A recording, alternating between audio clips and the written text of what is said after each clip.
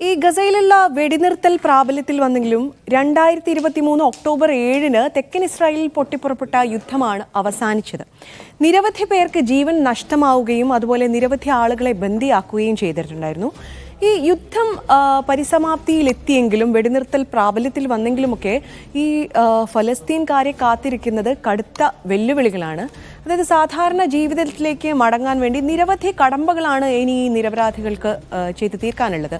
ഗസയിലെ അടിസ്ഥാന സൗകര്യങ്ങൾ പോലും ഇല്ലാതാക്കുക എന്ന ലക്ഷ്യത്തോടെയായിരുന്നു ഇസ്രായേലിന്റെ ആ ക്രൂരമായ ആക്രമണം ഉണ്ടായിട്ടുള്ളത്. അതായത് അടിസ്ഥാന സൗകര്യങ്ങളായ ആശുപത്രികൾ ഉൾപ്പെടെ 90% കെട്ടിടങ്ങളാണ് നശിപ്പിക്കപ്പെട്ടത്. സ്കൂളുകളും സർവകലാശാലകളും ഓഫീസുകളും ഓർമ്മ മാത്രമായി മാറുന്ന ഒരു കാഴ്ചയായിരുന്നു നമ്മൾ കണ്ടിട്ടുള്ളത്. ഈ അടിസ്ഥാന സൗകര്യങ്ങൾ പോലും ഇല്ലാതായിരിക്കുന്ന ഈ ഒരു അവസ്ഥയിൽ, അതായത് കുടിവെള്ള സംവിധാനം പോലും ഇല്ലാതായത് സാംക്രമിക രോഗങ്ങളടക്കം പടർന്നു പിടിക്കാനും കാരണമാകും. ഈ അവസ്ഥയിൽ രാജ്യവും സമൂഹവും പുനർനിർമ്മിക്കാനായി കാലങ്ങളെടുക്കുമെന്നാണ് വിദഗ്ധർ വിലയിരുത്തുന്നത്. ഇസ്രായേൽ ഏത് നിമിഷമാണ് ഇനി വീണ്ടും ആക്രമിക്കുമോ എന്നൊക്കെ തുടങ്ങിയ ഭയവും ഉണ്ടാവും ഈ ജനങ്ങൾക്കെല്ലാം. UN-ന്റെ കണക്ക് പ്രകാരം ഗസയുടെ പുനർനിർമ്മാണം പൂർത്തിയാക്കാൻ $5000 കോടി വേണമെന്നാണ് കണക്കുകളുള്ളത്. ഏതാണ്ട് 15 വർഷം കൊണ്ട് മാത്രമേ അത് നടപ്പിലാക്കാൻ കഴിയൂ എന്നാണ് വിദഗ്ധർ പറയുന്നത്. ഇതിന് പുറത്തു നിന്നുള്ള സഹായവും വലിയ തോതിൽ ആവശ്യമായി വരുമെന്നും വിദഗ്ധർ പറയുന്നുണ്ട്.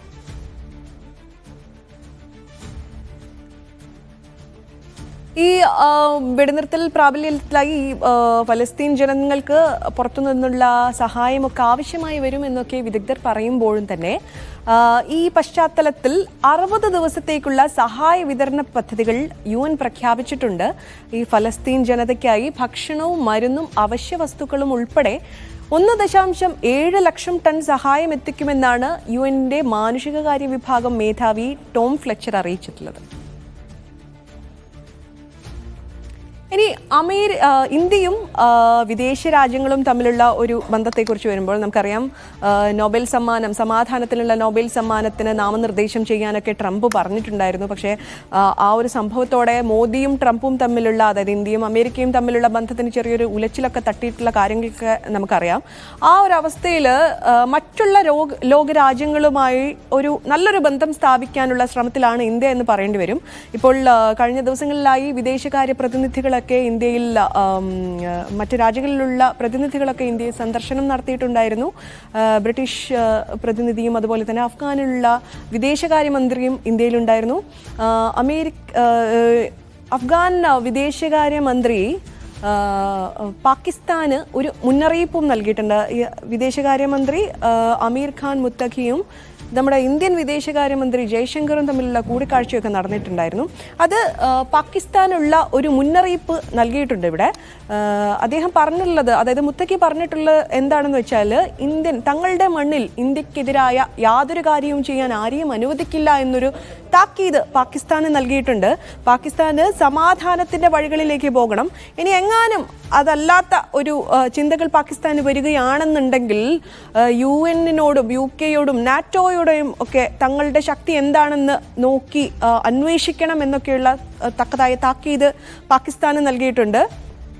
അങ്ങനെ സമാധാനത്തിലേക്ക് നടപടികൾ സ്വീകരിക്കാനാണ് പാകിസ്ഥാൻ ഉപദേശം നൽകിയിട്ടുള്ളത്.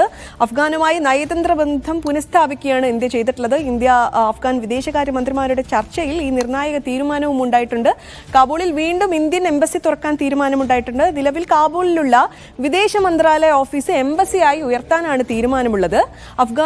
അഫ്ഗാനുള്ള സഹായം വർദ്ധിപ്പിക്കാനും ചർച്ചയിൽ തീരുമാനമായിട്ടുണ്ട്. ഭക്ഷണം, ആംബുലൻസ്, അതുപോലെ MRI, CT സ്കാൻ തുടങ്ങിയ ഉപകരണങ്ങൾ അഫ്ഗാൻ നൽകും. അതുപോലെ അഫ്ഗാനികൾക്കുള്ള വിസകളും ഫ്ലൈറ്റ് കണക്ടിവിറ്റിയും കൂട്ടാനും തീരുമാനമായിട്ടുണ്ട്. മുത്തഖിയുടെ ഇന്ത്യൻ സന്ദർശനം തുടരുന്നതിനിടെ കാബൂളിൽ പാക്കിന്റെ വ്യോമാക്രമണം നടത്തിയെന്നുള്ള ഒരു വാർത്തകളും പുറത്തു വരുന്നുണ്ട്. സർക്കാർ ഓഫീസുകളും ജനവാസ മേഖലയും കേന്ദ്രീകരിച്ചായിരുന്നു ആക്രമണം.